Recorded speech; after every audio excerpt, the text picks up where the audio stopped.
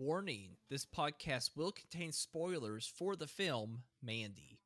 We're just okay and we play some Movies. games. We're just okay. Movie games. watchers. Welcome everyone to another episode of Just Okay Movies. I'm your host BIGGIESIZE and I'm joined by Oh, spent all his budget on red light bulbs, Gweedo. Gweedo. How you doing, man? I'm good. How are you? Dude, I'm doing pretty good and I've got good news to report. I finally finished Justice League.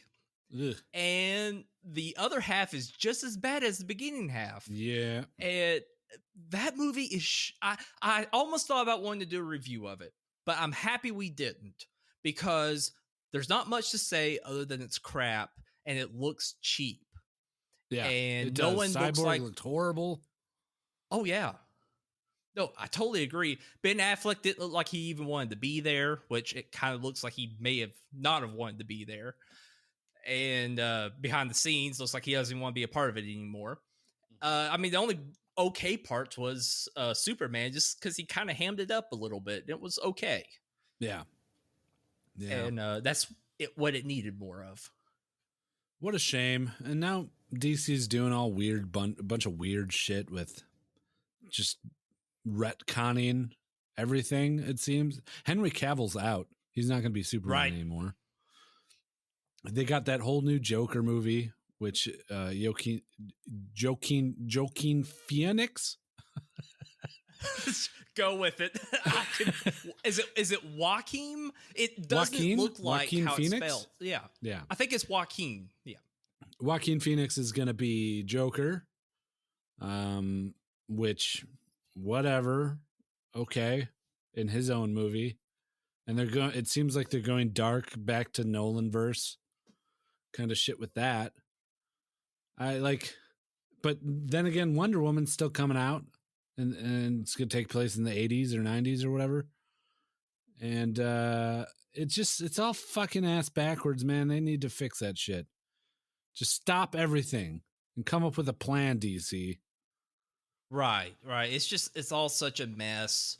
It feels like such a mishmash of concepts. I know a lot of it has to do with Warner Brothers meddling with the filming and changing stuff on the fly. And I don't know how often that even happens in Marvel, but you don't really, all the films feel cohesive. Even the ones that are not so great still feel cohesive. And like they're a part of this bigger story they're trying to do. And I think Warner Brothers, they just need to come down to a decision. Either you're going to have a cinematic universe or you're just going to do one-offs. And you've got to stick with it. And really, at this point, they need to just do one-offs or like isolated trilogies like what the Nolan films did and all that stuff. That might be more in their wheelhouse and just completely forget about the cinematic universe.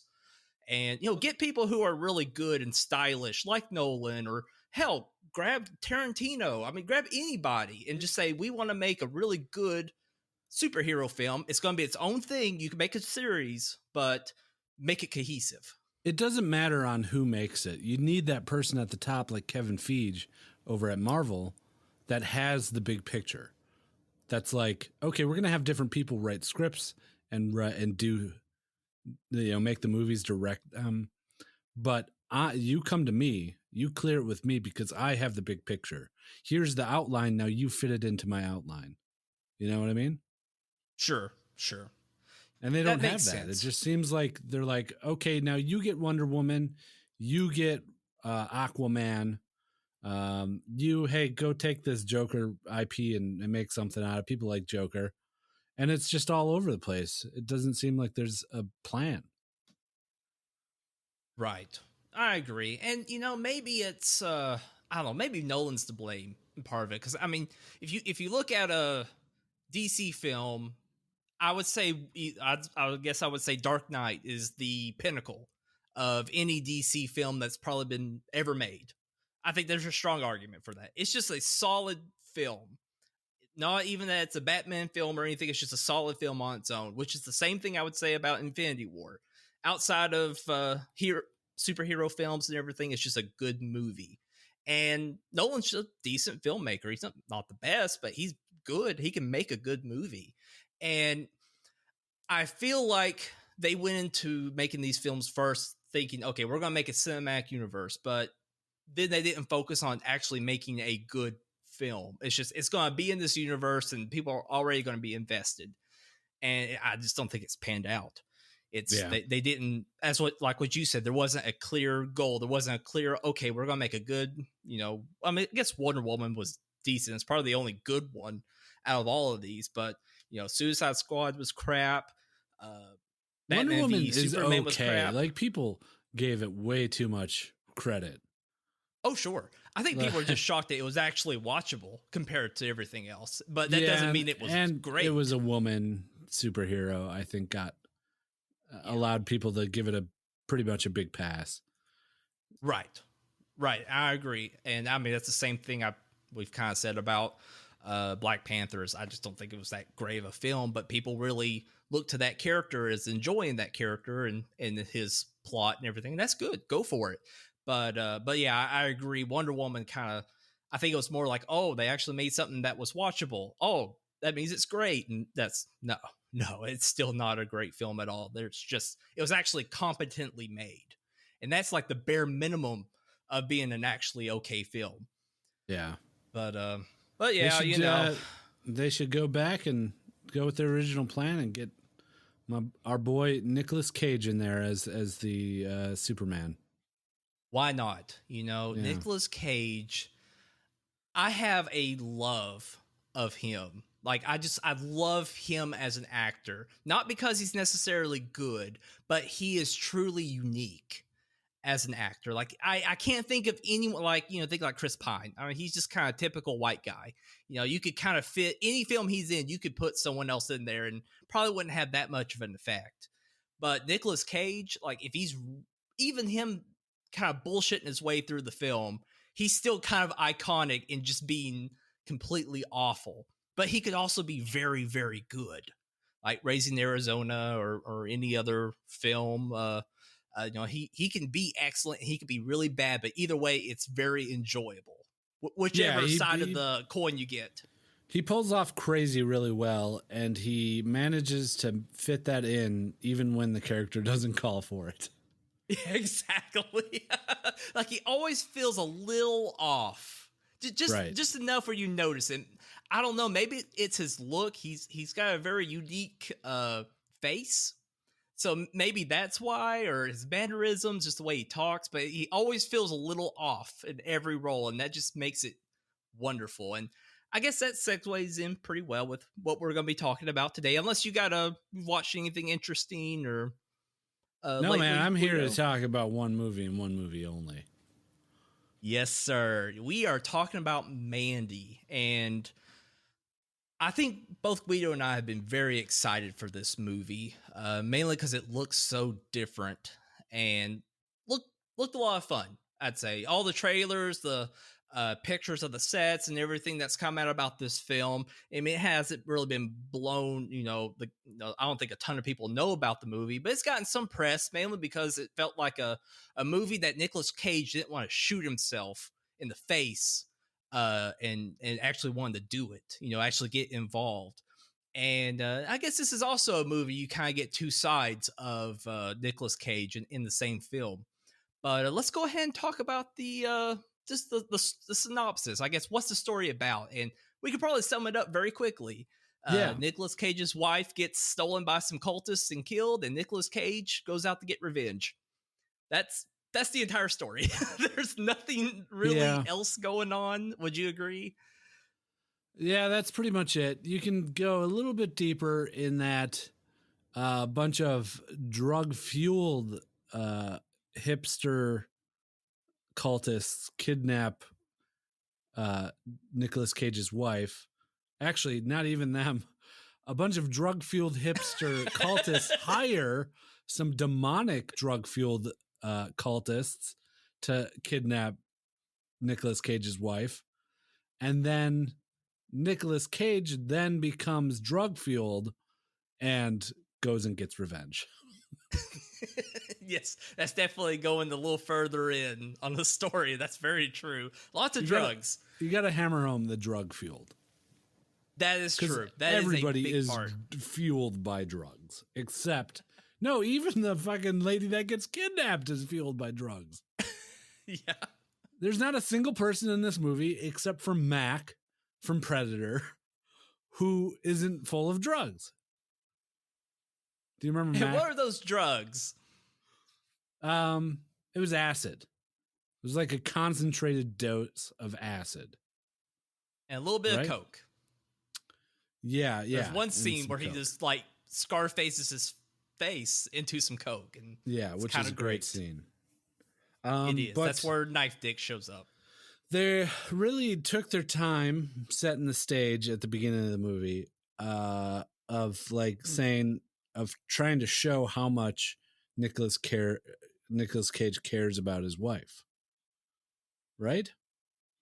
Because Yes. they have that weird moment at the beginning of the movie. Everything in this movie is weird, especially the setup process.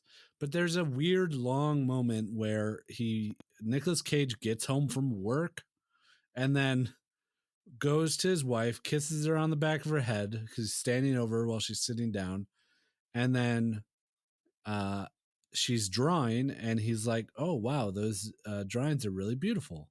And then the camera lingers on them for a very long time. And it's a lot of that. It's a lot of her talking about how fucked up her childhood was, or just the camera staying and watching and waiting for Nicolas Cage. It was just them batting us over the head of like, they're really close. They are married. They love each other. That's what I felt like. Oh, I totally agree. It's hard to encapsulate the style of the film. The best way I can explain it, and if you've seen any of these films, you'll have kind of an idea. It's like a mix between the film Only God Forgives, in the way that it's long shots, very colorful shots of kind of stories happening kind of silently, small sentences. It's more of like the emotion that the characters are feeling in the scene, and the setting they're in, kind of telling the story. Mix that with like more of a grindhouse kind of uh real rough filming, a lot of shaky cameras at parts, cameras real I guess you could say guerrilla style filming at certain parts with how the camera's positioned, which is great for those scenes, but it's very stylized. Like what Guido was talking about with those scenes, the camera's kind of just focused in on them. It's silent. They're maybe saying like 2 to 3 sentences, and Yeah. a lot of it's very like, I saw this in my dream, Yeah. or things like that. And Nicolas Cage isn't saying anything. He's just kind of standing there. Nicolas Cage has probably, and I'm not lying, he probably has about 9 lines in this movie. You're not lying. He barely talks. And if he does, it's about 4 words. Right. In the sentence. Like, it's you're not getting really any kind of dialogue. That's why the settings and the music and the atmosphere, especially the color, are kind of help depicting what's going on in the story. And so it's very, very stylized in that aspect, which I loved. I thought it was refreshing. There were 2 very different tones to this movie, and it's almost pretty much at the halfway mark where they switch. And the first bit, it feels like you're watching a dream. It feels like that, like someone just went to sleep and they're like, they came to you and they said, "BIGGIESIZE, we got a new machine. Here, watch this. We hooked it up to this person that's sleeping. Watch it. Watch this television. It's what they're dreaming right now." And then the second half just turns into a complete like grindhouse kind of gore fest. Yes. And it's a weird tonal shift, but it comes at pretty much the right time that it needs to come in that movie,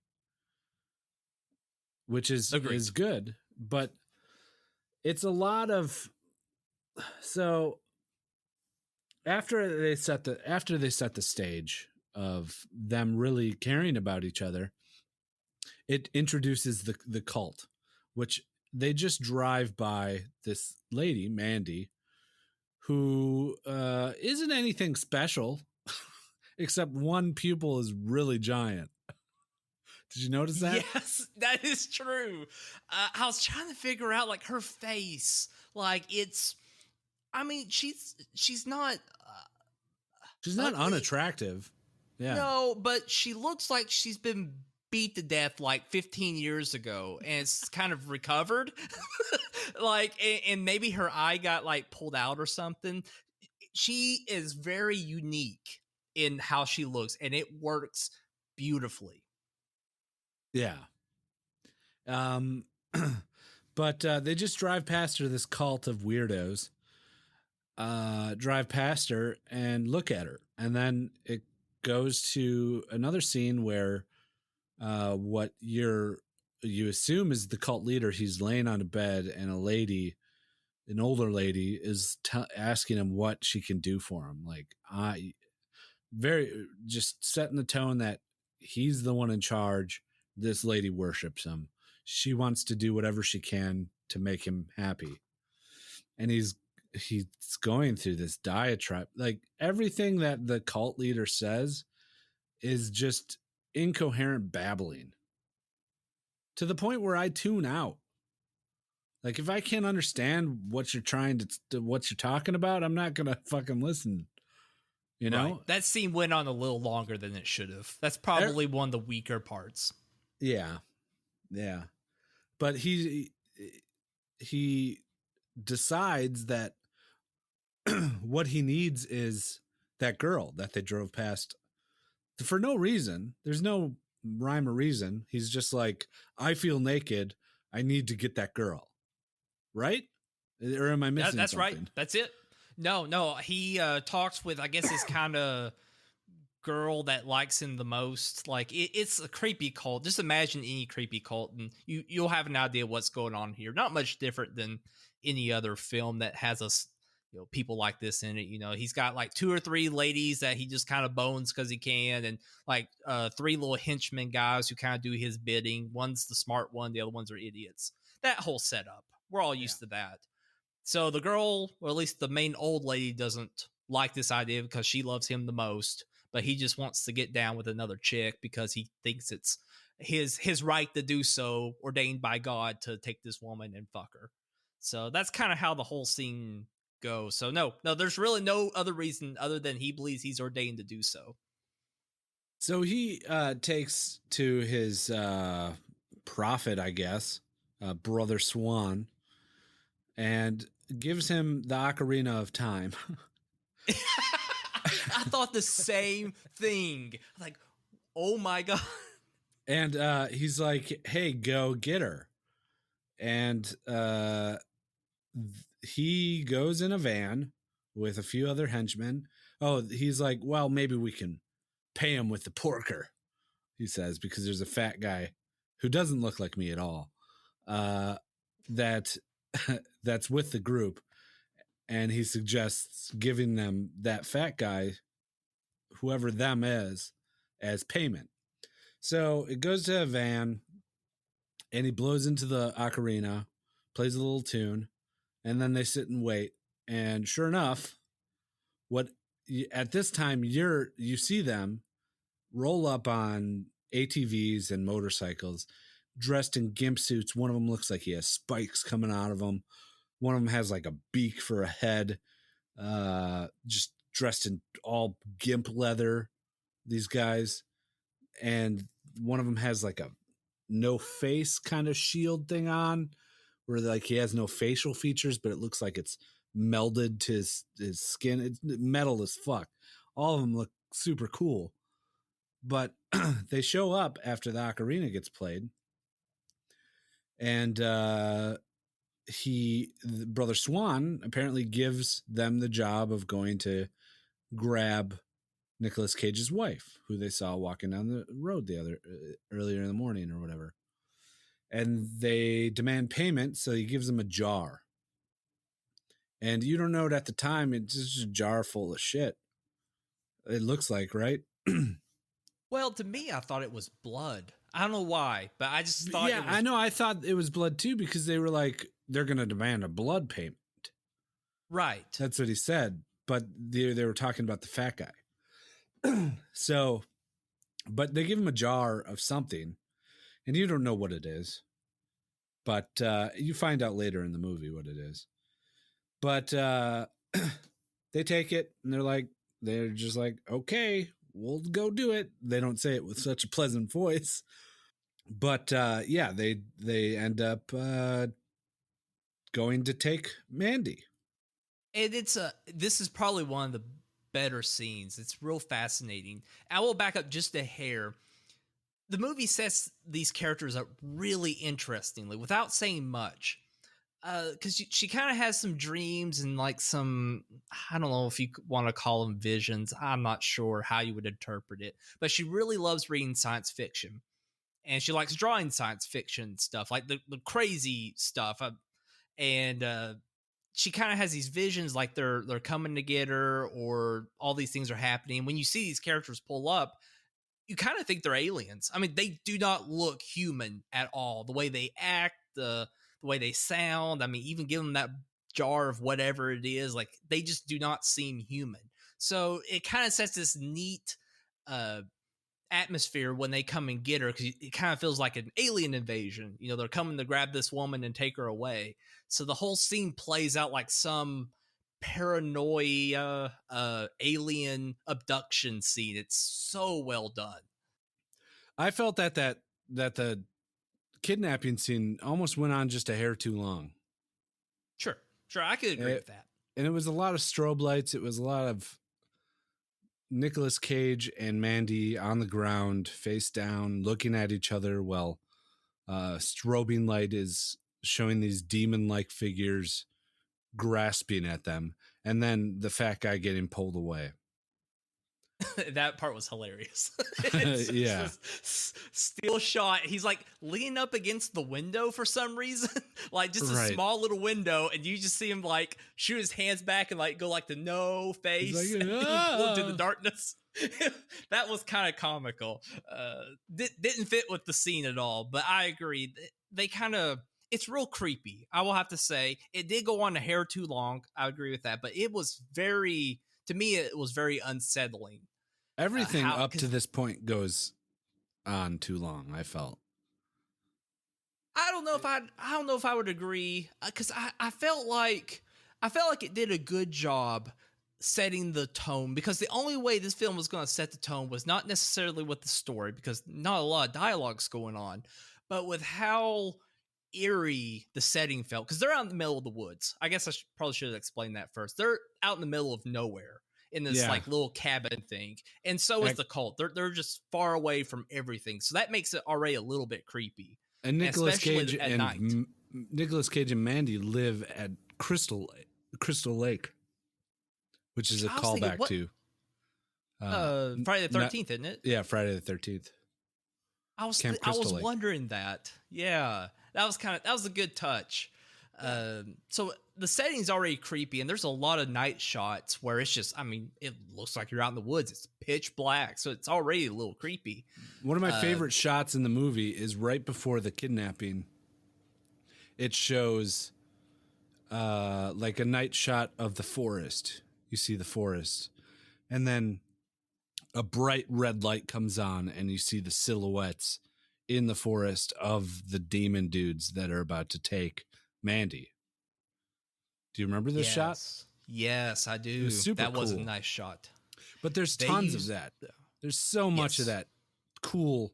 Just like everything in this movie looks cool. It does. That's why it feels like it's shot like guerrilla style, is because a lot of the lighting that happens in the woods is by tail lights and headlights. And that's just, especially the tail lights shot, just looks so nice and so refreshing. This feeling so, so natural. And yeah. I gotta give it props on that. The lighting and everything in a lot of these scenes just felt so nice, because getting used to Infinity War and Star Wars and everything, where everything's pumped up, it's oversaturated. It's nice just to have something as simple as a flashlight lighting, your way in a dark as fuck forest. Just feels so like a breath of fresh air. And this film does a great job with that kind of lighting, and to the point where those scenes where they're being taken, it's creepy because you can't see everything that's going on, Right. because you just have like the moonlight lighting Nicolas Cage and that chick's face when something's happening to him. We're not totally sure. That just makes it even more creepy. Yeah, And it leaves a lot up to the imagination, which is good. it does. Oh yeah, definitely. And but I would agree, and that's kind of my fear of the first half of the film for some people, and how I guess we'll talk more about later about recommending this, because it's a very stylized film that really takes its time to set the tone of kind of what the story is going to be, at least during that portion. And it's definitely not for everyone, and so it's hard to recommend it just on that half alone. But if you enjoy well done lighting, well done shooting, some good acting overall, decent, then it's just it's wonderful. It's so refreshing. Yeah. Yeah, it definitely looks great. And I think that's what carries this movie, is how well it looks. So they kidnap them, and Mandy wakes up. She's tied to a chair in a kitchen. And the old lady that was asking the cult leader what he could do, or what she could do, she takes an eyedropper and she drops some sort of liquid into the eye of Mandy. And then proceeds I assumed to, it was acid. Yeah, I assumed it Can was you drop acid acid in your eye? I figured you could. I think so. And then she takes out a giant wasp out Oh of God. out of a beaker of some sort and has it sting Mandy on the neck. And I'm talking the size of my hand, the wasp is. So you can only assume, you gather from this, that they're drugging her for some reason. You don't know what's going on at this point. No, you don't. I mean, at this point, all you know is cult guy wants to probably fuck her or wants her around. So when she's tied up and getting eye drops, which may be acid, may not be, I don't know. And then I agree, this larger than life thing stinging her in the neck, and it looks great. Like the makeup, everything, whoever made that wart on her neck, like it looks legit and terrifyingly painful. And so yeah, at this point you're like, oh God, why the fuck did they want her? Yeah. Well, you're about to get the answer, I guess, when they lead her into a room and she's drugged out of her gourd. And it translates to the audience because it makes the audience feel like they're drugged out of their gourd.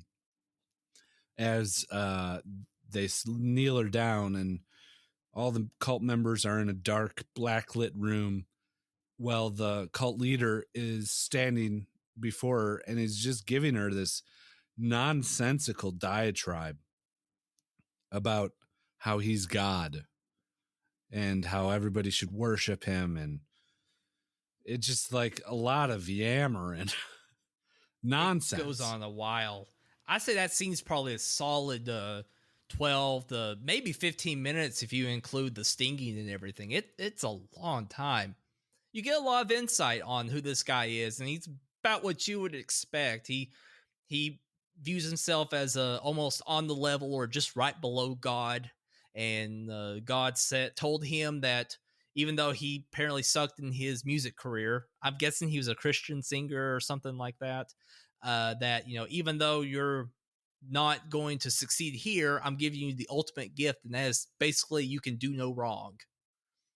And that's pretty creepy in itself, especially in the tone he talks. He keeps like the same level of tone while he talks about everything, and it is so mesmerizing because of the visuals, because you're kind of viewing it from her perspective, like not her line of, well, on part of it you do, but like the picture is all wavy and colorful, like you're tripping on acid, I would assume.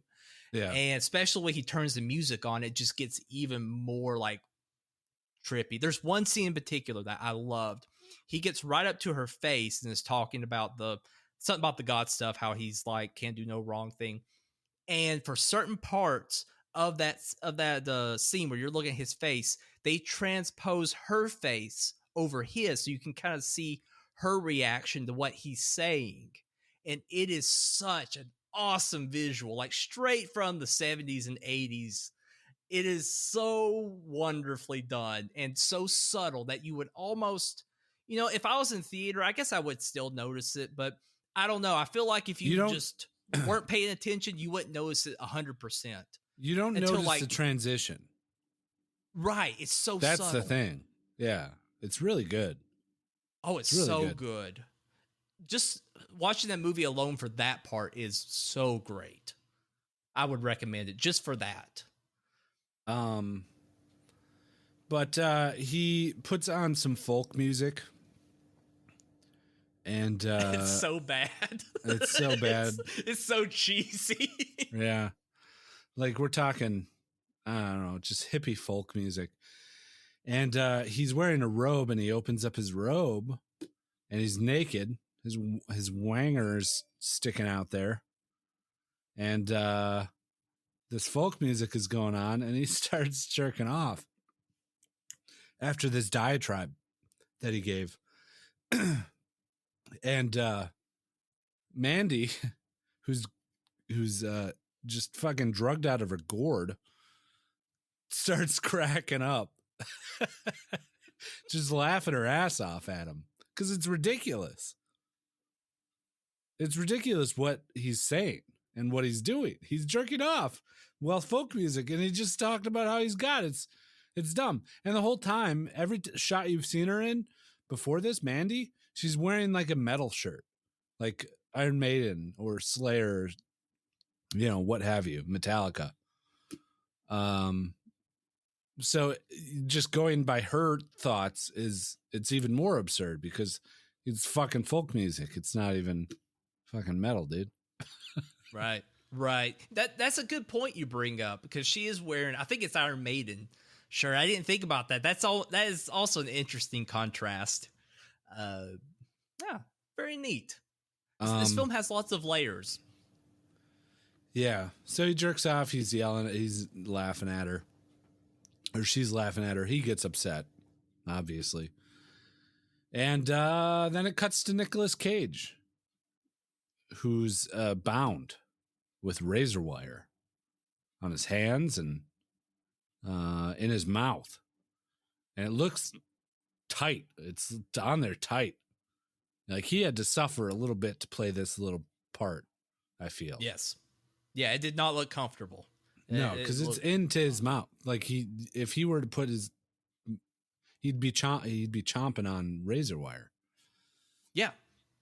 He couldn't even shut his mouth if he wanted to. I mean, it looked very painful. So I give him props for that. That's good commitment.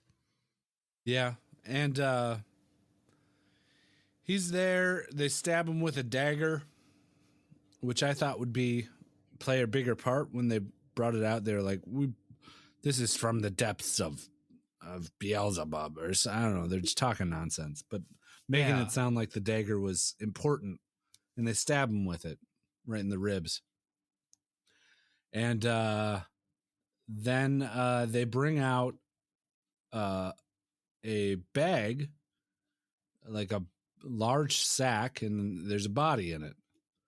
And they hang it up right in front of him. They douse it with gasoline, and they set it on fire. Now, this part, I didn't like. I thought there was more to this because they bring out the bag, and you don't know who's in it. There's a body. It's body shaped. You assume as the audience that it's Mandy, but you don't know. You don't see for sure. And they hang it up in front of him and they set it on fire. And the whole time that she's on fire, I'm thinking that it's not her. Like they're just tricking him. They're just fucking with him. Did you get that impression? No, I didn't get that at all. I thought from the way that they set it up, because they're like going into their house and like doing stuff in there, and I was like, okay, they're just gonna like burn all of their possessions or something. And then when they like flop the bag there, I'm like, that doesn't. I mean, they didn't have much in that house, so maybe that's all their important stuff. But then when they hung it up, everything like, oh no, that's a body. And I was like, it's got to be Mandy. If it's a body, it's got to be her. She's the only other important person in this whole film. And no, that whole scene was executed. I mean, apparently, since we both got two different reactions from it, when it's like the big driver of the story, that maybe it wasn't executed the cleanest.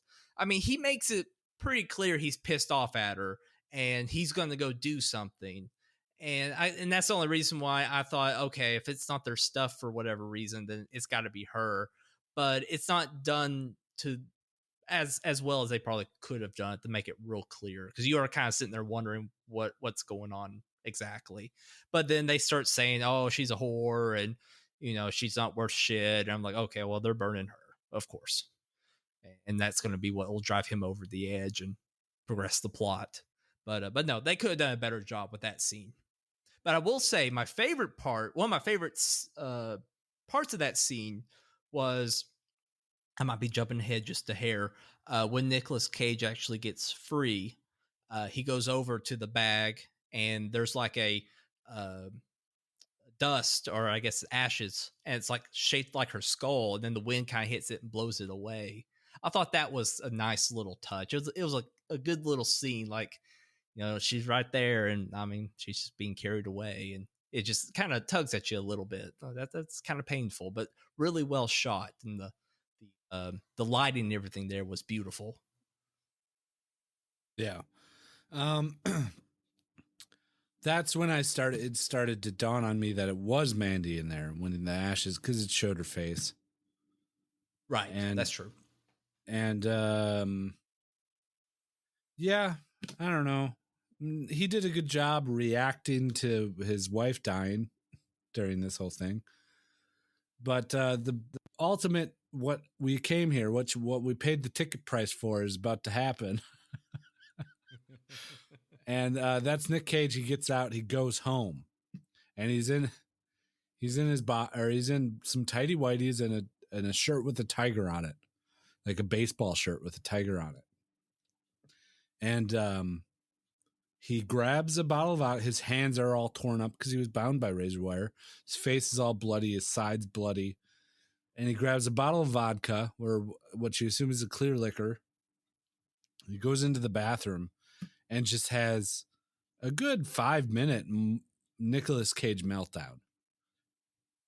Glorious. Absolutely glorious. One of the best mental breakdowns I have ever seen on film. I mean, it was everything we wanted out of a batshit crazy moment. And this is just the beginning. I kind of wish he kept that intensity through more of the film. It falls off a hair. We'll get to that. But that moment alone is just so well done. Like, the lighting of the room, it's a very small bathroom, but the wallpaper is like this red with like some flowers on it. It just looks interesting. It almost kind of looks like hell, but like very colorfully done, because it's real red. It's kind of depicting that mood that he's in, and then he just loses it and it's just drinking and it's just pissed off. It's just well done with whoever decided to shoot it in that scene, and with that wallpaper and everything, so beautifully done. Yeah. He's crying and he's pouring alcohol on his wounds.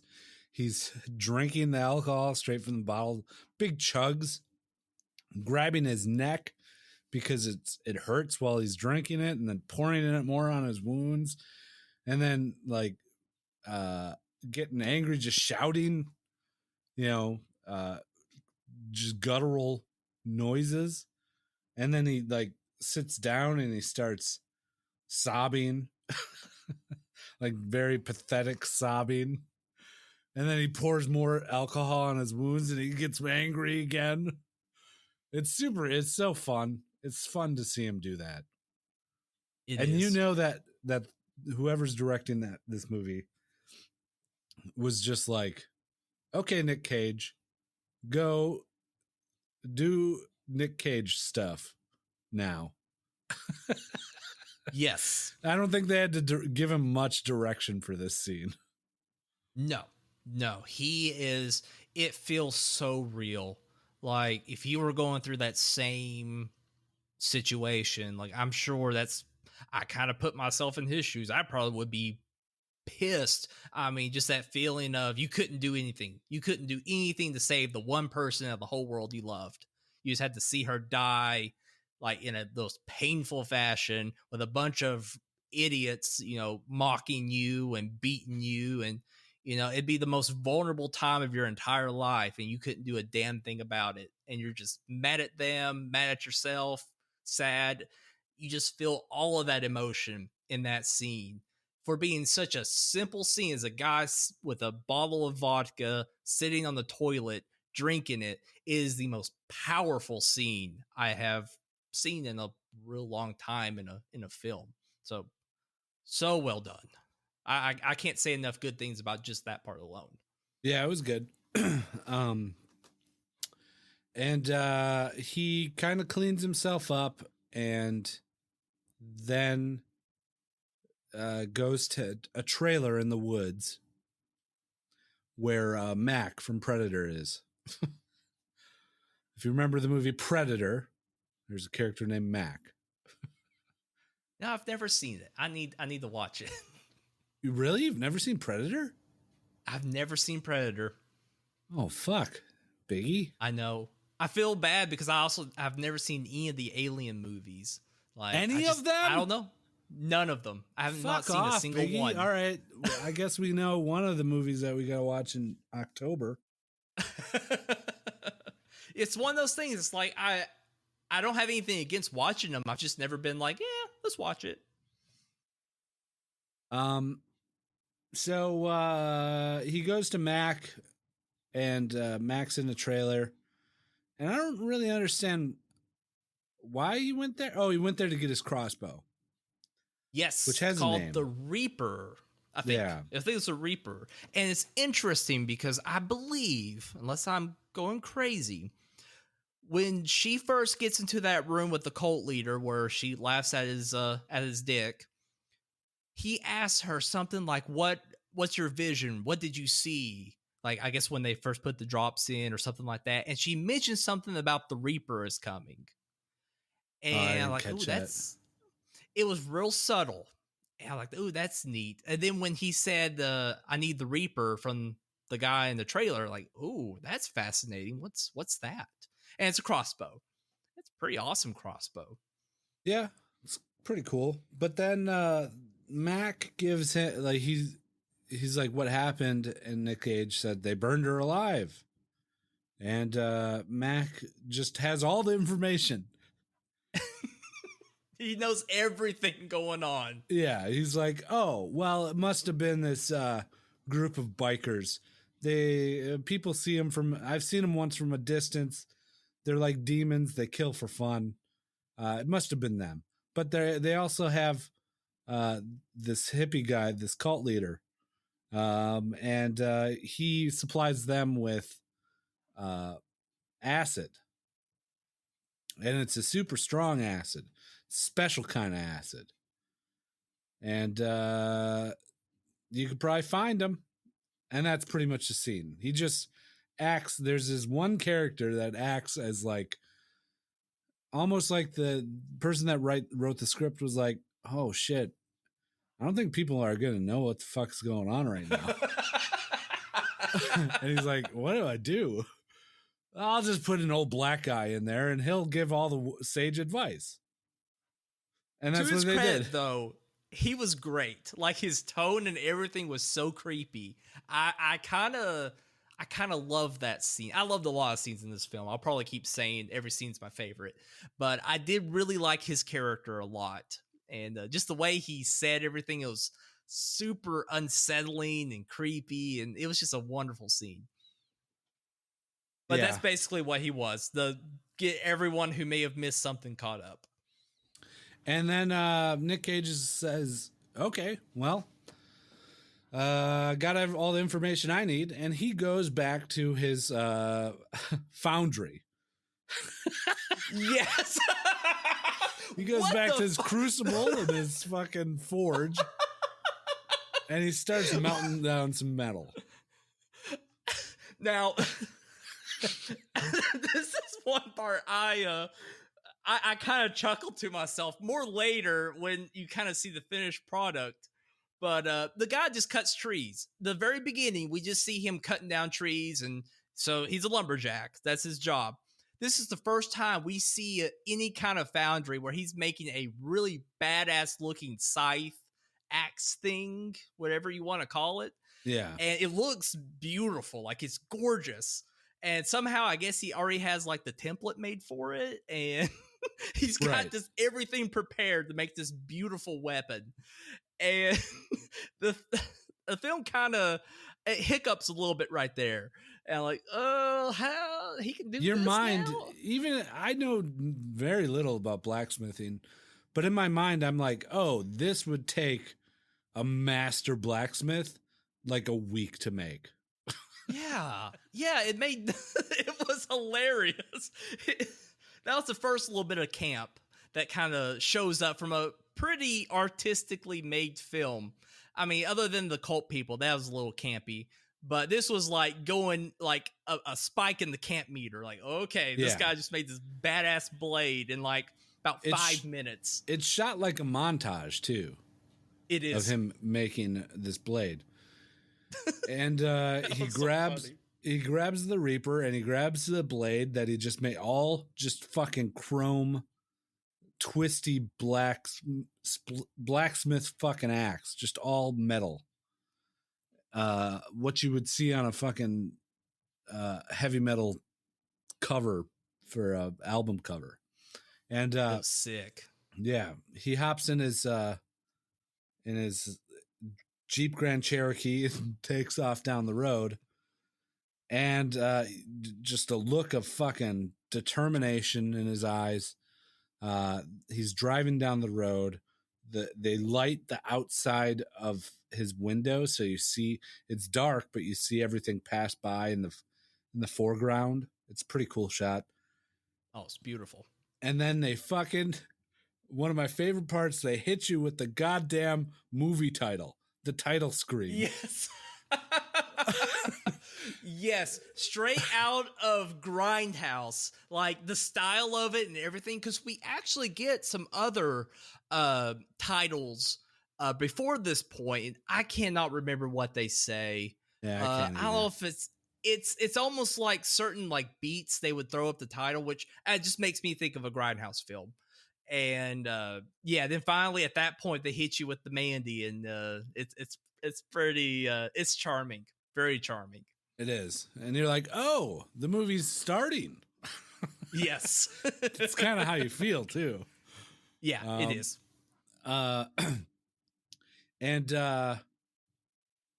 it starts an onslaught of just fucking Nick Cage getting revenge, and this is halfway through the movie.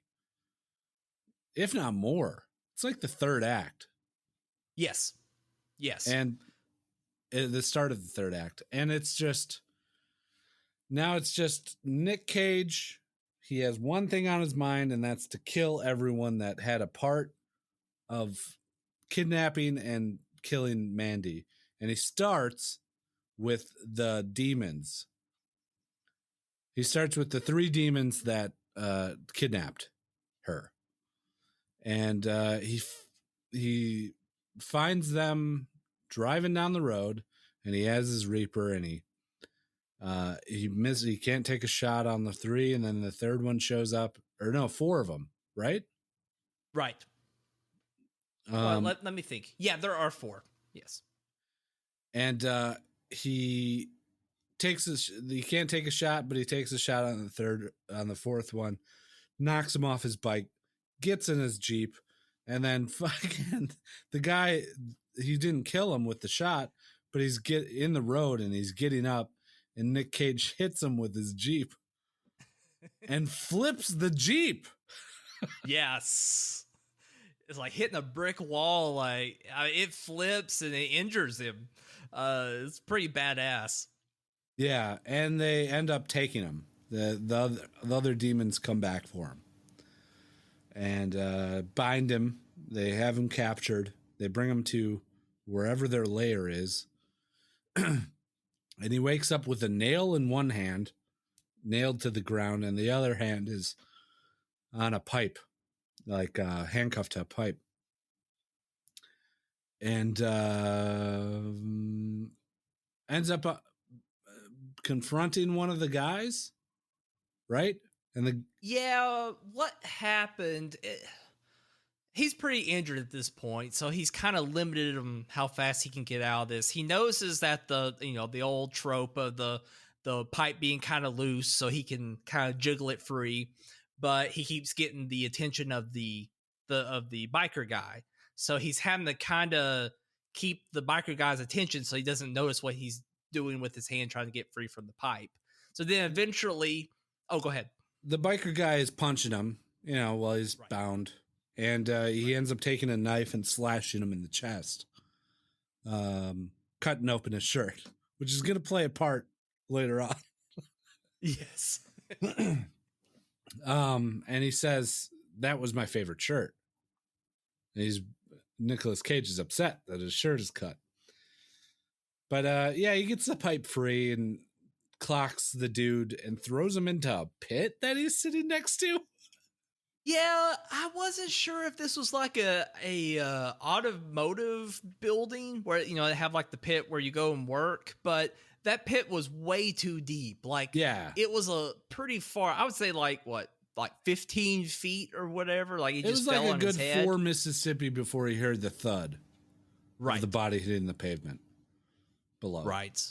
I don't know, some sort of drainage thing. I just got no idea. It was pretty cool. Yeah. And he gets out, he finds a box cutter. He pulls his hand free of the nail that's in the ground.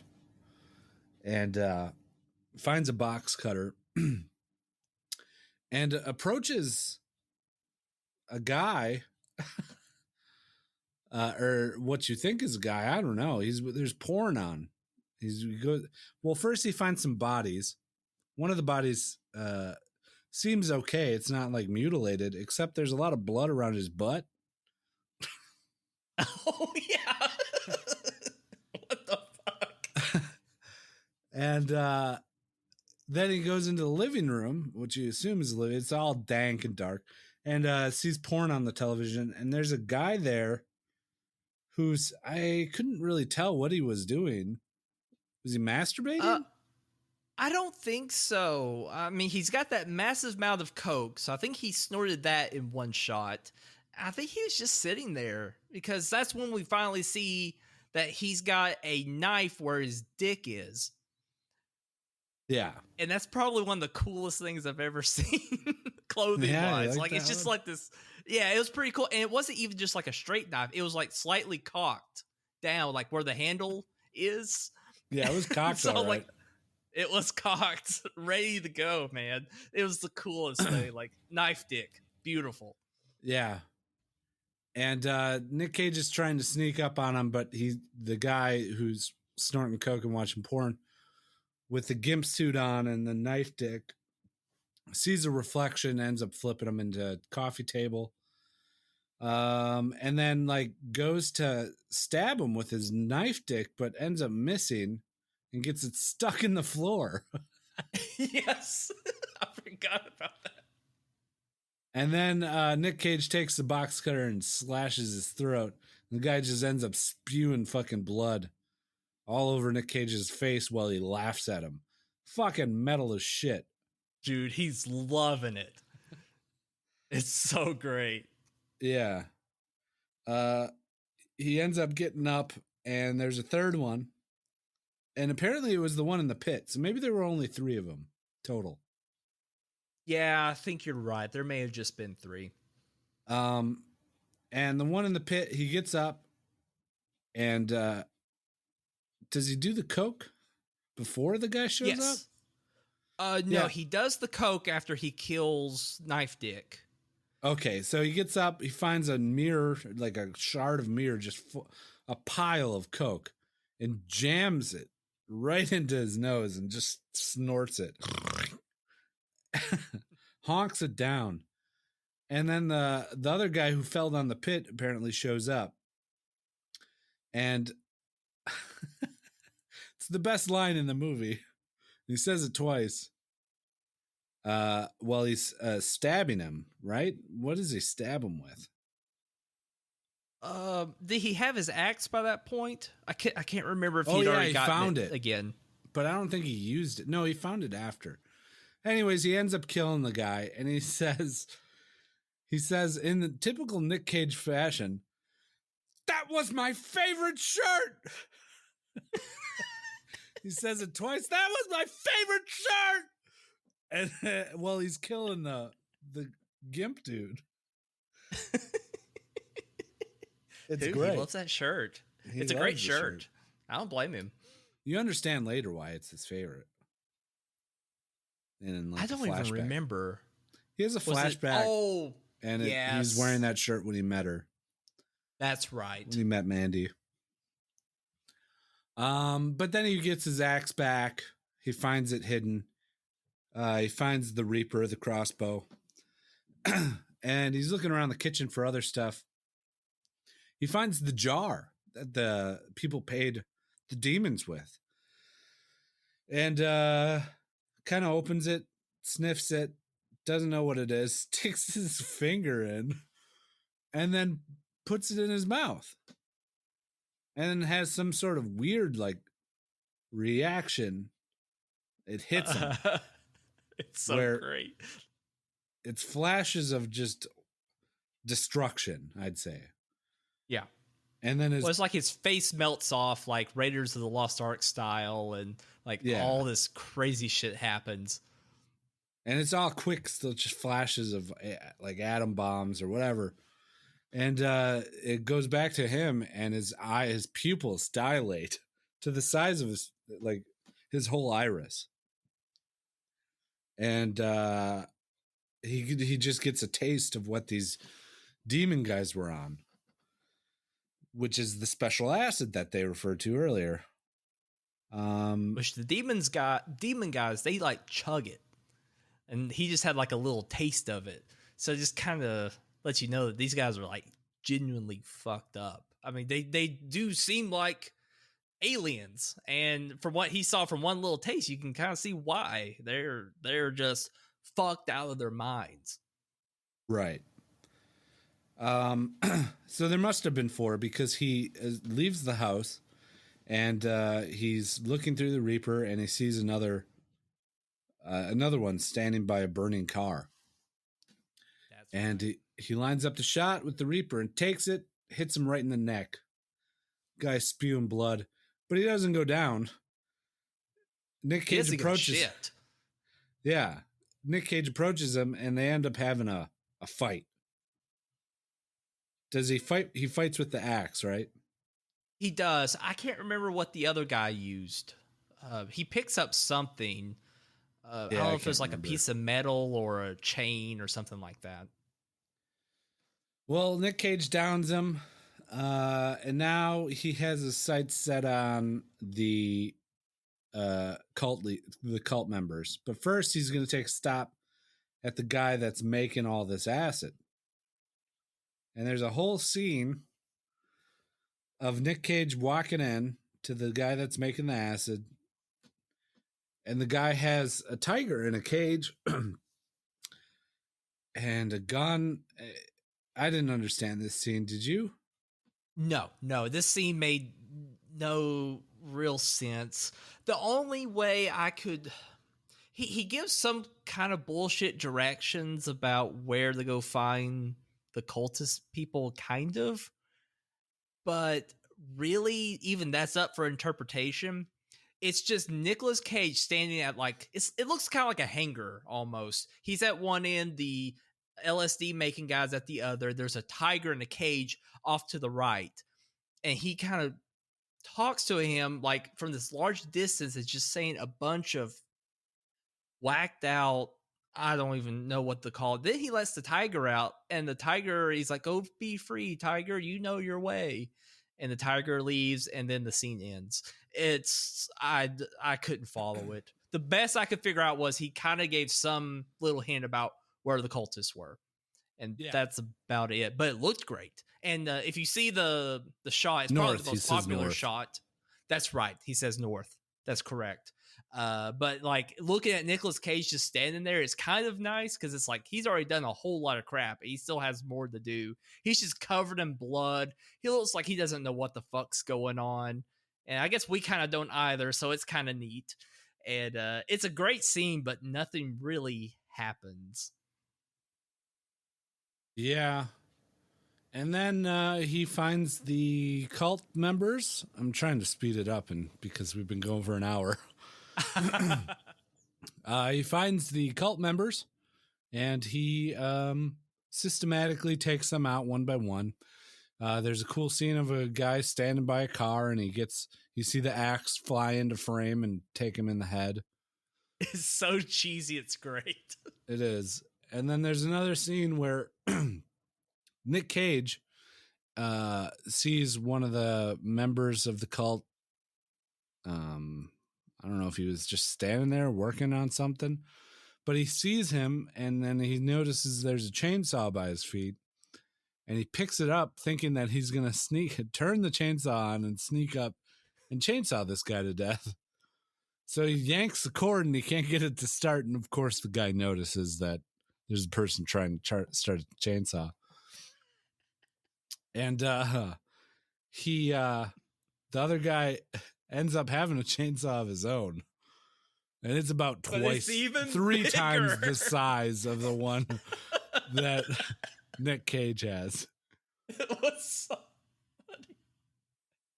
Oh my Lord.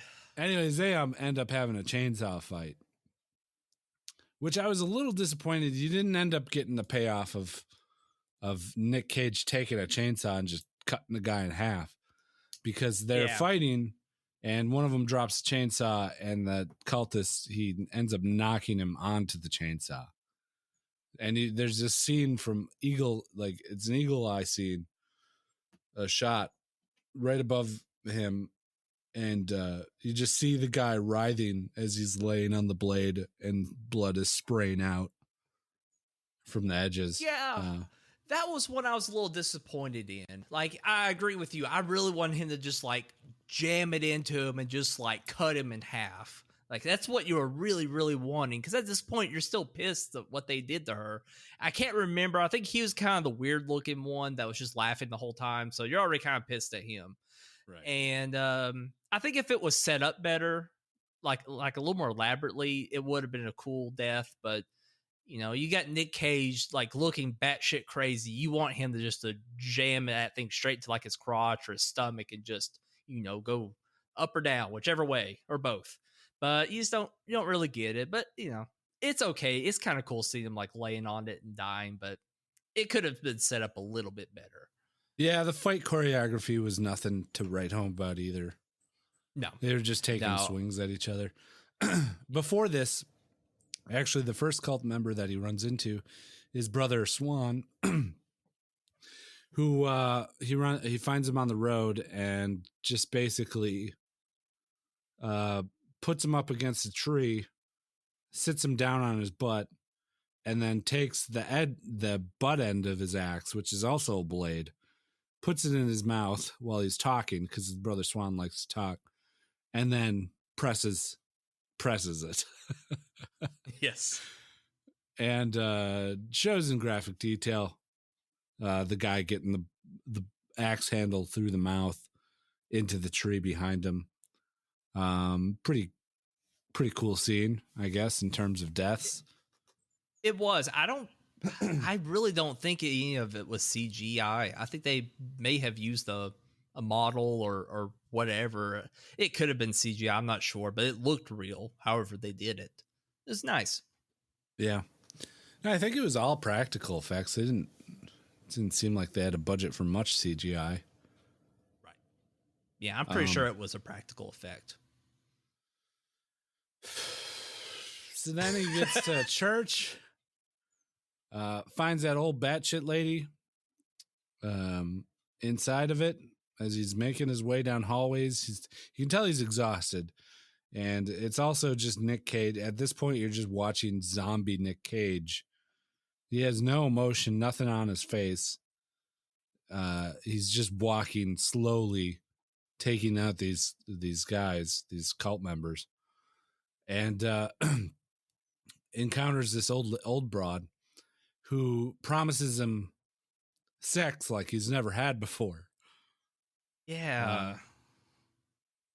That was her Weird. like bargaining chip. She was like, the cult leader, he says that I do stuff that no other woman can do. And then it cuts. It cuts to the cult leader. And you see him standing there and he's shouting like, you don't deserve to be here. I'm a god. And you don't see Nick Cage yet because the first thing that you notice that his presence, that he's there, is the head of the old lady getting thrown at the feet of the cult leader, which is pretty funny, I guess. It is. You wanted her to die. She was a bitch. Yeah. And the cult leader panics. He like freaks out. He doesn't like this. He even offers to suck his dick. Well, so he gets 2 offers for some sex. Yeah. But no, he like panics at the head and ends up kicking it away. Yes. And then Nick Cage approaches him, and the whole time he's going on a spiel, more babbling about how he's God and how he should be kneeling at his feet. And but then Nick Cage like puts him down, pushes him, or holds him down, and he's kneeling. The cult leader's kneeling in front of Nick Cage. And the cult leader ends up, he's like, he's like, I'm a god, you should be kneeling at my feet. I'll suck your dick, man. Don't hurt me. I'm a god though, but you should be down here. Yeah, and, he gets like, he like wimps out because he's like, I'll suck your dick, don't kill me. But then he gets like so sinister that it's creepy. Yeah. And Nick Cage at this point has had enough, grabs his head with his demon acid fueled rage powering him, and grabs his head in both hands and just squeezes and fucking watermelons it. I don't know how I felt about that death. I'm not so sure. I don't know. It wasn't super satisfying. No, it wasn't. I don't know. It just didn't feel right. Like I was really hoping he just like lay him down and like just like whack his head off. Maybe they've done it too many times at this point. They just want to do something different. The effect looked cool because it was definitely a practical effect. Because like it's just so cartoony though. I think that's the part that got me. Like his eyes pop out and like his brain just like squishes and explodes. It's very, very cartoony. Like you would see in like what's that? Tales from the Crypt or something. Yeah. It just didn't feel as real as the other things that had happened. And maybe that's what didn't make it very satisfying. Right. But yeah, they're in like the setting was cool because they're like in like a well or something. Like he's just in this like cylindrical brick thing underground, and it's real colorful and it's fascinating. And then he starts it all on fire, burns it down. Yep. Nick Cage does. Drives away in a car and turns to look. His face covered in blood, sees Mandy sitting next to him. It's a shot of Mandy's face, and then there's a shot. It goes back to a shot of Nick Cage, and he's got this crazy fucking smile on his face. His eyes are wide. His face is red from blood, and it's just the white of his eyes and the white of his teeth. It's the best smile I have ever seen in my whole life. Like, it's so creepy and looks almost genuine for Nicolas Cage. Like, he was genuinely happy to see her there. And I'm going to try to find a screenshot of it and and put it in our tweet message, just so everyone can see it, because it is a sight to behold. Excellent. And that's it. That's Mandy.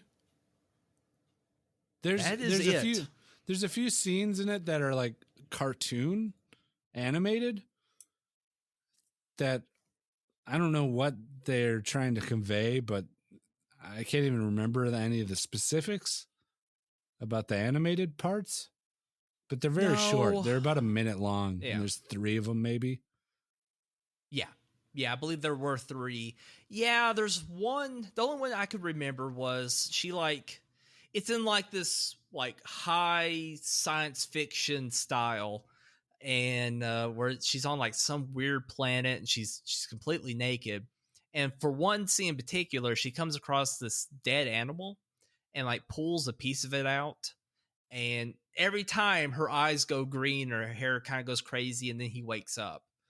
And I don't know, none of those scenes, at least in my first viewing, and maybe it'll make more sense on a second viewing, really seemed to correlate with what was going on with Nicolas Cage.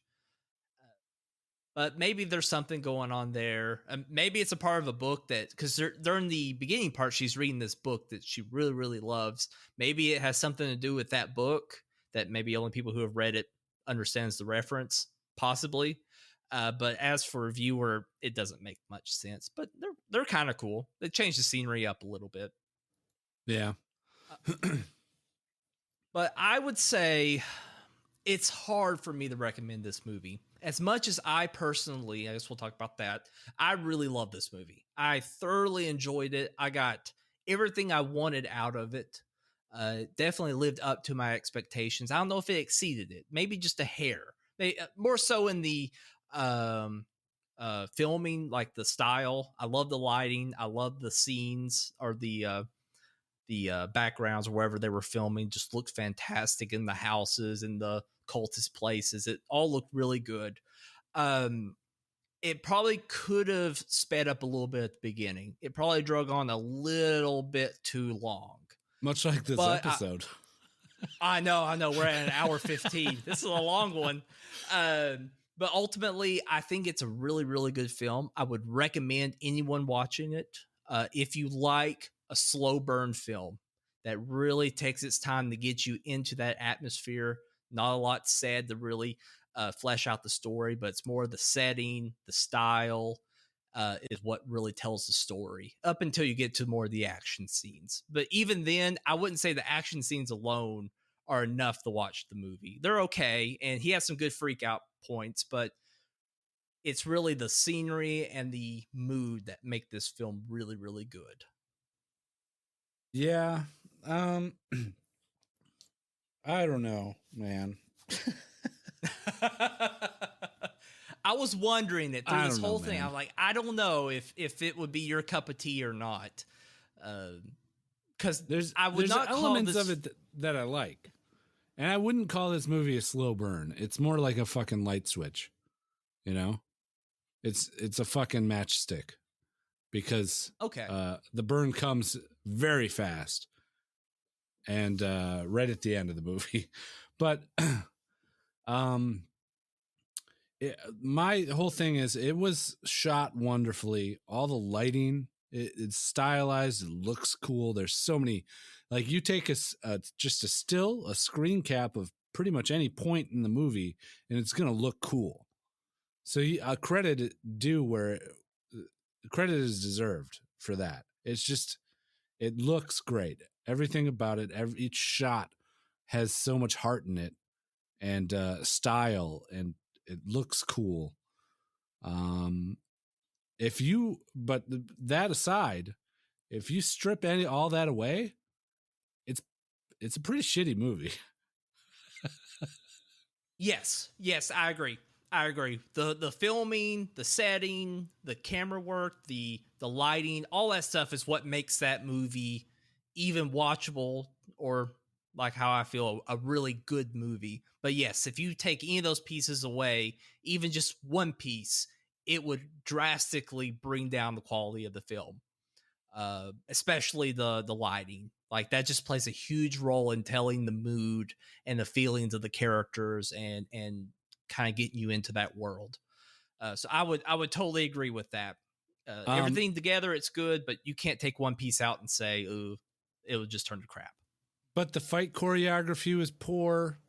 Like the gore was okay, I guess. It wasn't anything special, and the payoff on some of the gore, which I'm expecting a lot because they built it up so much. I'm expecting some fucking crazy ass scenes. You don't get it. You don't get that payoff. I felt the first two acts drone on, and it's a lot of just listening to nonsense. You're listening to the ramblings of a madman, and you can only do that. I can only do that for so long. I thought the Yes. story was just they're all on drugs. That's the story. And now Nicolas Cage is on drugs too. Everyone's on drugs. The story is so shallow and just not good. None of the dialogue makes sense. There's scenes that don't make sense. There's scenes that are chaotic for wrong reasons and just kind of flop around. And it's just like it wasn't good. It wasn't enjoyable to watch. It was enjoyable to look at, but it wasn't enjoyable to watch for me. Okay. Okay. Wow. We are both on different ends then. That's okay, though. That's fascinating. No, I agree with a lot of what you said. And, anyone who have that kind of criticism, I would totally agree. There's a lot of scenes that just go on for too long. It would have been nice if they fleshed out the dialogue maybe a little bit more. Didn't have it so convoluted. I mean, especially the scene where he meets the LSD guy. That goes on for a while. And it really slows down the film. They could just cut that out completely, and there would have been no effect on the entire story. Probably would have made the movie a little better, a little more focused. But no, I would agree with a lot of that. But I really feel like the film was all about that, getting you into that mood, into that emotion that's going on in the scene by using visuals and a very subtle music track in the background. The music was awesome in it. Yes, the whole music score was very great. good. I was shocked. That's the part I expected to be shit, and it was actually really well done. Yeah. But that's Mandy. Gweedo thought it was shit, and I kind of liked it. I didn't think it was shit. I thought it was just like it wasn't good. It was like a solid 5 for me out of 10. Okay. Just kind of a movie that you throw on. I didn't walk away with anything from it, but I'm not disappointed I watched it. Good. Well, that's definitely fair. Definitely fair. I guess I'd probably give it like a 7.5, 8 maybe. Man, I just really love that lighting. It just gets me. Like every scene where it's just like him driving and just the tail lights and everything was lighting everything behind him just makes me think about being out in the woods late at night and driving down a gravel road or whatever and having that feeling. Like it's just, I don't know, just really got me into that mood. I loved it. But hey, we actually have 2 voicemails. You want to go ahead and knock them out real quick? Yeah, let's do it. I think that it's right. just, yeah, we'll see what these are. Here's the first one. Hey, Just Okay Movies, Bellsprout here with my review of Mandy. And you might find that during this review, why they called me the Pony Boy in high school, because I'm a little hoarse. So I didn't really like the movie Mandy very much, and if I was to easily summarize why, I'd say it comes down to a matter of misexecution. This movie has a couple of interesting ideas, and I think it doesn't handle any of them particularly well. And because of this, I was never able to really kind of get on board with the film and kind of enjoy the ride. Um, Probably the biggest one for me in missed executions is the kind of the overall tone of the movie. In the beginning of the movie, I felt like we were watching like some sort of like rock opera where Nicolas Cage goes off as like a normal human to fight like demons from hell. But like during the middle of the movie, they debunk that and they're like, no, there's no actual, nothing supernatural happening. They're just normal asshole people, and that would be okay, from like a subversion of like expectations. But like the aesthetics and like the cutscenes and like the lighting and staging, all's kind of it's still all kind of portraying like this like rock cover like epicness. And you'll have to excuse me if I don't think that Nicolas Cage fighting people like punks from Hot Topic in the Westboro Baptist Church are more exciting than Nicolas Cage fighting the supernatural. I guess in summary, like this movie just felt like every time that they tried to be like self-aware or take itself too seriously or just be overly artsy, they just kind of missed the mark in like the worst way for me. Your mileage might vary, and maybe you really like this film. I don't know. For me, this movie is pretty forgettable, and if it wasn't for all the reviews I read about it afterwards that were like showering this movie in praise, I would probably have just forgotten it by now. Um, anyway, thanks for the pod. It's always great to listen to, and just the Just Okay Gamers podcast too is also great to listen to. But yeah, anyway, sorry. Have a good pod and enjoy the rest of your night. Bye. Thanks, Oh, Ty Bellsprout. Ty. Yeah, thank you so much. Yeah, I definitely think between Guido and I, we hit a lot of those points, and sounds like you're probably a little more in Guido's camp. And I don't, I would agree. And that's kind of what we talked about before. I have a hard time recommending it because it's just, I think you just, maybe just get to that mindset of enjoying that setting and enjoying the mood and everything it has. And I won't necessarily say it was the best one I've ever seen kind of capture that, but no, I think total sense. I totally don't blame you. Yeah. It was like a fireworks show. A lot of pretty colors, a few bangs at the end. Good grand finale. But Yes, absolutely. But no, I think a good point, Ty. Thank you so much for calling in. All right, let's hit up that second one. here it is. Oh, hey, boys. It's Mountain Sage here. I decided to give Mandy a watch in anticipation of this week's episode.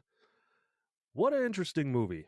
I think my only complaint about it is that the first hour of the movie could have just not existed. It was mostly a bunch of still shots or just kind of like slow people walking in the forest with red lights or them sitting on a boat. I think there were like 4 words said throughout the whole first hour. It's like Nicolas Cage and the chick just laying on the couch and she's like, "You were having a nightmare." Then like a long pause and he's like, "Yeah." It's just, it was so long and drawn out for no reason. The best part of the movie was definitely that fight scene. I guess it would be a fight scene where he throws the thing like off the pit that he was randomly sitting over, and then he goes upstairs and the thing watching porn on the chair and doing drugs, and he kills that one that was sitting there, and then the other one climbed out of the pit and they start fighting again, and he's just screaming. He's like, "You ripped my shirt! You ripped my shirt!" And then he breaks its neck and he's just like, "Ah!" And he's got this just crazy look on his face while he does it. It was a good movie overall though, but a little slow in the beginning. Anyway, that's it. Bye. Oh, Mountain Sage, man, you've got the best like radio voice. I'm so jealous. No, I agree. No, that is a wonderful scene. I think really the fight scenes for the bikers, like I was like, okay, these are going to be the easy kills. They're just going to knock them out, and it was fun to watch. Like, all right, the next ones are going to be even better. And that was a bit of a disappointment there. It felt like it kind of went down in quality, but yeah, I totally agree. Yeah, that was a good scene. But I don't know. I loved the first half so much more than the second half. And I didn't expect myself to say that. and it was just such a good setup. And I don't know. I'm definitely sounds like I'm in the minority there. No, based on the reviews, the glowing reviews of this movie, a lot of people are in your camp. And But, that shocks me a little bit. I think maybe it's gotten a little too much praise. And I'm not sure if it's just because of the time it's come out that, this is kind of a one of the more, I mean, I hate to say artsy, but in some ways it kind of is, films that's come out lately, and that's why it's gotten so much praise. I think it's probably scored a little too high on Rotten Tomatoes. They probably need to knock it down another 10-15% to be about right. 94 is pretty high, and I don't think the film's quite that good.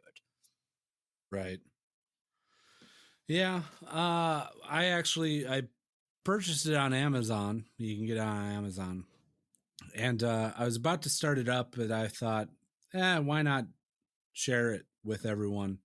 So I made a ping in the Just Okay Gamers Discord and said, "Hey, I'm gonna watch this. If anyone wants to watch." We had about 10 people watching it throughout the night, and a lot of mixed reactions to it. I think most people were just like, "Yeah, it was all right, I guess." Yeah, very interesting. Megan and I watched it, and Megan just kept laughing at the movie, especially when he showed her his dick. Like, she just busted out laughing. And I mean, it was a pretty funny scene. Like, just all of a sudden he's just derobing and there's just schlong right there. And she didn't like it, mainly for the reason that the story didn't build itself very well because there wasn't a lot of dialogue. She didn't give two shits about Mandy, and that's a good point too. I can't necessarily say I cared that much about Mandy herself, except I cared because I hated the situation she was in. A bunch of cultists taking the name of the Lord and doing their own thing with it. That kind of just rouses anyone up, like how the Westboro stuff and all that stuff can make people mad. And so kind of being that setting that she's in, I'm already kind of invested because I wouldn't want to be there. I don't want anyone to be there. But her as a character, I didn't care that much about. And I think that is a good point, especially in the early stages of the film where it's heavily on her and Nicolas Cage, that it can get boring because you don't particularly care about her and you just really want to see Nicolas Cage go crazy. Yeah, that's what I was there for. And yeah, I got it. And me too. Yeah. Could use a bit more. I would like them to turn it up another notch after fighting Knife Dick and everyone. It felt like it started falling a little off there. It was if weird. You're gonna do that. After he took the psycho concentrated acid juice, he calmed down. He just turned into a zombie. I agree. Yes. Like, I expected after he snorted the coke, he's going to be even crazier. Like, that makes sense. And, but no, yeah, I agree. After he took the LSD, he kind of mellowed out a little bit. Other than he looked crazy as fuck, but he just didn't act like how he looked. Anybody can look crazy with their face caked in dried blood. A little coke in their beard. Yeah. Yes, that's true. Well, you know what? Let's go ahead and rate this movie real quick before we get to 2 hours. All right. So if you're wanting to stop the pod, look at the list before we continue, you can go to justokmovies.com, scroll about halfway down the page, and click on our JOKM Top Films of All Time link. That will take you to our IMDb page where we have every film we reviewed listed out, and we are up to about, 19 movies. So plenty of room to put this film in. And honestly, it's tough. It's very, very tough for me to decide where I want this film, because part of me, I would want it in like the top 4. But I have to think a little more realistically that some of the films we have in the top 4, top 5, I would definitely sit down and watch again. No question. And I'm not so sure if I would. As much as I love Mandy, I do not know if I would sit down and watch it again. I probably would, but I would think twice. Whereas some of these, like I mean, hell, I'd even watch Solo again. Definitely watch RoboCop. I don't know how many times I've seen RoboCop, but I don't know if I'd watch Mandy again. So I kind of factoring that into my review, and I would probably put it, and I know you were going to completely disagree, Guido, but I would put it right above Black Panther and below Moana. And that would be the number 9 slot. Okay. Yeah, I think we need to get away from using rewatchability as a litmus. Why? Because there's really great movies that I only want to watch once. You know what I mean? Okay. Sure. And there's really bad movies that I can watch over and over, like Old Dogs, and get enjoyment out of. Sure. I would agree with that. Okay. Let me think about it. Taking that rewatchability, I don't know. I would probably still put it about the same spot. I mean, kind of looking at some of these other, well, shit, we have Deadpool 2 at 7. This film's way better than Deadpool. But then we have Moana at 8, which was just a really solid film. Our list is fucked up. I guess Our list is pretty fucked. Put it Our wherever list you is want. pretty fucked. I'm probably gonna still put it right above Black Panther. That's kind of where I feel comfortable. Okay. I'm not too far off. I think I'd probably just put it after Swiss Army Man at the number 12 spot. Okay. That's probably where so I'd you put would it. So you would put it right above Rogue One. Yeah, I guess in the middle of the pack. I don't know, man. This list is getting too unwieldy. Like there's no rhyme or reason to it. We've been discussing different ways we can rework this list. I like it because it's so unique. But it's starting to get where I feel like I'm doing a major disservice to some of these films. Like, I mean, first and foremost, Baron Munchausen should not be that low. I mean, it's a solid film that is definitely much better than, Deadpool 2. So, or even Doctor Strange. So we really need to sit and rework our list, or at least make criteria that maybe we just go down a criteria and give it like a 4 out of 5 or whatever. And then the final number is how it ranks against the rest of the films. I don't know. We're discussing it. And also, if you have any ideas for how you'd like us to rank films or whatever, you can always send us an email. We'd love to hear your thoughts. But I will, I'll go with you on that. Actually, I'll make a concession. Let's shoot it down the middle a little bit. Would you put it above Ready Player One? I don't care, dude. Okay. Hey, I win. Our new number 10 film is Mandy. I can't put it below Ready Player One. That film was just such a disappointment to me. Yeah, but see, Okay. I had fun watching Ready Player One. Yeah, but it was yeah. Okay. Then we'll put it I'll put it above Swiss There Army was Man. way less scenes in Ready Player One where I was like, all right, I get it. Let's get this scene over with. You know what I mean? I think it was just the missed potential. Like, I felt like Mandy hit all the correct marks that it needed to make that film work. Whereas Ready Player One just played it way too safe and didn't try to really elevate the material. We can't compare the two. They're so different. Of course we can. Okay. All right. I'll concede with you. I do have it. Yeah, we'll go with that. So number 10 film, we will say, is Mandy. I'm comfortable with that. Well, if you'd like to share your thoughts on Mandy or share your thoughts on our really fucked up list of films that I'm kind of proud of, please shoot us an email at justokmovies@gmail.com. Feel free to also send us a tweet at justokmovies. And I just absolutely love getting all of your messages. Ty and Mountain, thank you so much for your voicemails. I absolutely love them. I've gotten some tweets just talking about your favorite movies. We talked about one with the Boondock Saints. I'm sorry, I can't remember who we were chatting about it. Talk about our favorite scenes, and it was fun. It's a fun movie as well. So I love getting your correspondence. And you know what, guys? We'll come back at you next week.